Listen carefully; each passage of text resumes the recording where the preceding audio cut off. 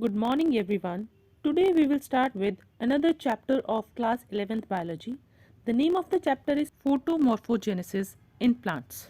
And the topic that we will discuss in this video is photoperiodism. A plant flowers during its reproductive phase of growth.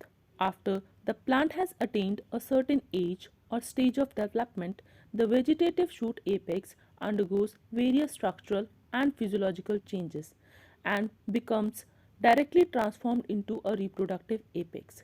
Then it develops into either a single flower or an inflorescence. Elongation of internodes often precedes flowering, and development of axillary bud is one of the earliest signs of transition of flowering. The change from the vegetative to the floral phase of development is influenced by some environmental factors. The day length, the quality and intensity of light, and temperature are the most important factors which affect flowering.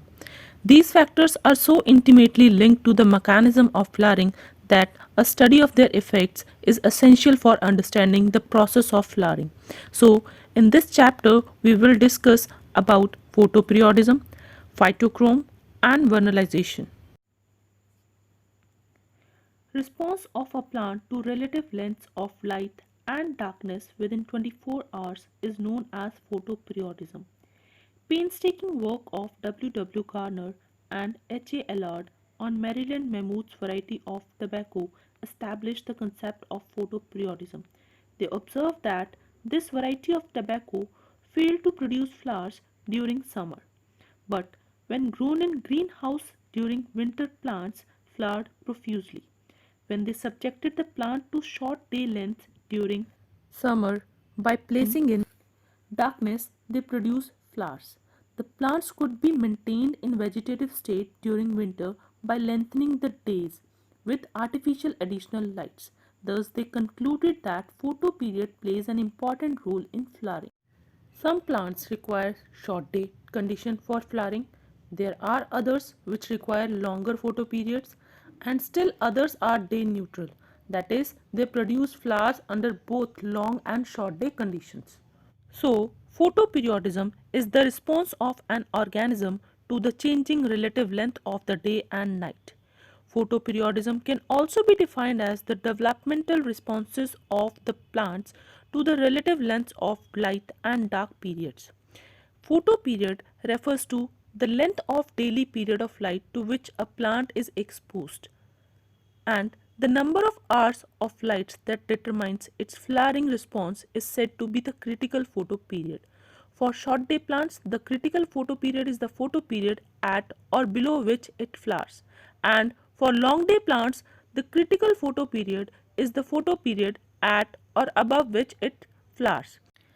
The critical day length for xanthium is 15.5 hours. So, on the basis of photoperiodism, plants can be categorized into three categories: long day plants, short day plants, and day neutral plants. The plants which require more exposure to light are called long day plants, for example, radish, spinach, and sugar beet. Those plants which require less exposure to light are called short day plants, for example, sunflower, rice, soybean, tobacco, etc. Day neutral plants are the plants in which flowering occurs irrespective of the day length, and the examples are pea plants and tomatoes. Now let's discuss all these three categories one by one. A plant that requires a long period of darkness is termed as short day plant. Short day plants form flowers only when day length is less than about 12 hours.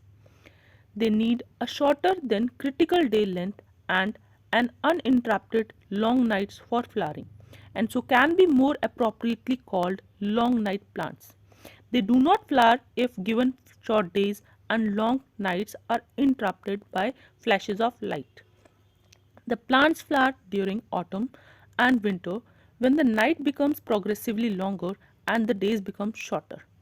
For example, chrysanthemum, cocklebur, cosmos, dahlia, soybean, tobacco, rice, etc. Then is long day plants, a plant that flowers only after being exposed to light periods longer than a critical length as in summers, are called long day plants. For example, spinach, lettuce, and some varieties of wheat. Short night is essential than the length of day, so are more appropriately they are called as short night plants. They flower even when the short night is interrupted by flashes of light and do not need an uninterrupted dark night. The long day plants flower during summer when the days are longer and the nights are shorter. Earlier, it was believed that in photoperiodic response, it is day length which determines flowering response of the plant. The experiment of Hamner and Bonner demonstrated that, in fact, it is the length of night that is critical. Now, if we talk about short day plants, they will flower only when dark period is more than light period, and they will not even flower if this dark period is interrupted by any flashes of light. And if we talk about long day plants, they will flower only when dark period is shorter than light period. They will not flower if dark period is more than light period, and they will even flower when this dark period is interrupted by flashes of light. Then is day neutral plants. Day neutral plants do not depend upon the amount of darkness or daylight hours. These plants respond to the aging period as the plant matures. The flower blooms or the plant flowers and sets fruit. Sunflower, tomato, cucumber, cotton and peas are considered as day neutral plants. Phytochromes. The critical factor responsible for flowering is the length of light and dark period, which is detected by a special kind of hormones called phytochromes. Phytochromes are leaf pigments which are used by the plant to detect periods of light and darkness. Phytochromes exist in two forms, an active form and an inactive form. The inactive form of phytochrome is converted into the active form when it absorbs red light of wavelength 660 nanometers. The active form of phytochrome is broken down into inactive form when it absorbs far red light that is of wavelength 725 nanometer. Additionally, the active form will gradually reverts to the inactive form in the absence of light. Because sunlight contains more red light than moonlight, the active form is predominant during the daytime. Similarly, as the active form is reverted in darkness, the inactive form is predominant during the night period. As during night time, there is reversion of active form of phytochrome into inactive form, so its level rises during night time. And during daytime, as sunlight content of red light is more, so its inactive form converts into active form and the level of active form rises during daytime. Photoperiodism. Only the active form of phytochrome is capable of causing flowering. However, its action differs in certain types of plants. Plants can be classified as short day or long day plants. However, critical factor in determining their activity is night length.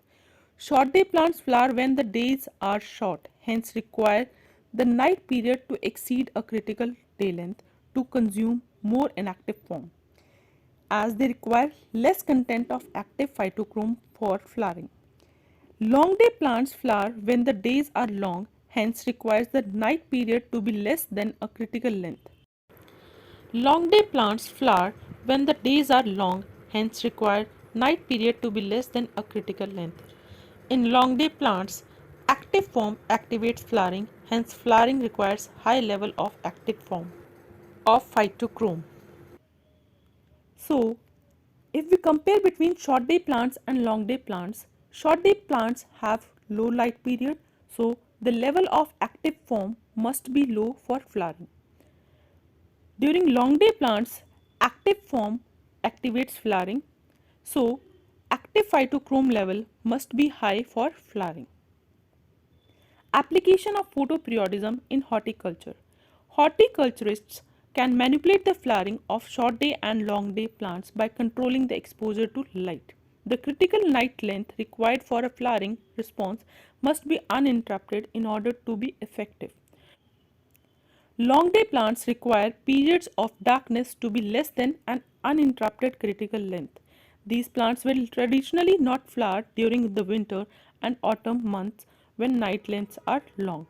Horticulturists can trigger flowering in these plants by exposing the plants to a light source during the night. Carnation are the example of long day plants.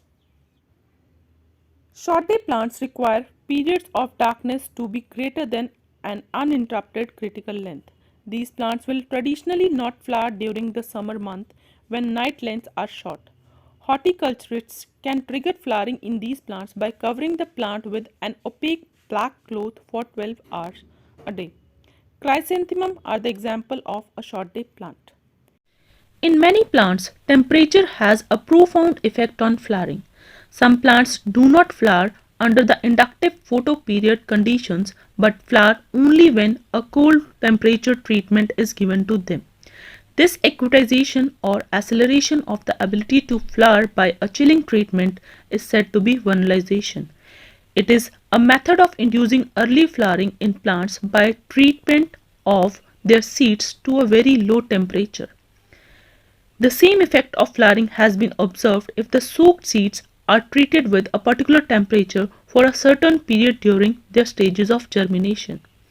During vernalization, the cold stimulus is perceived by its shoot apex in the matured plant and by the embryo in the seed. The hormone involved has been named as vernalin. Its chemical nature is still not found. Vernalization leads to increased appellant level. Vernalization stimulus is perceived ordinarily by the shoot apical meristem and is apparently dependent upon active metabolism. Grafting experiments have demonstrated that shoot tip receives vernalization stimulus and then stimulus is translocated to other parts of the plant. So, the precursors that leads to vernalization is present in shoot apex. It is converted to intermediate compounds by chilling and ultimately leads to the formation of vernalin D, which stimulates phloriston F and results in the flowering.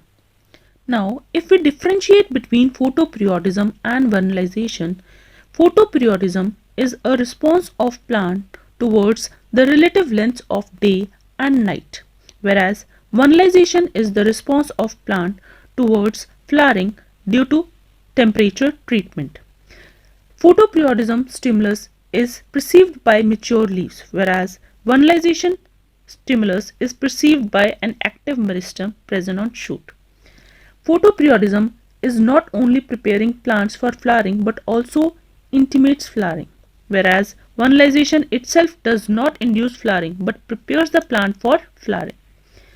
Photoperiodism is mediated through the hormone phloriston, whereas vernalization is mediated through the hormone vernalin.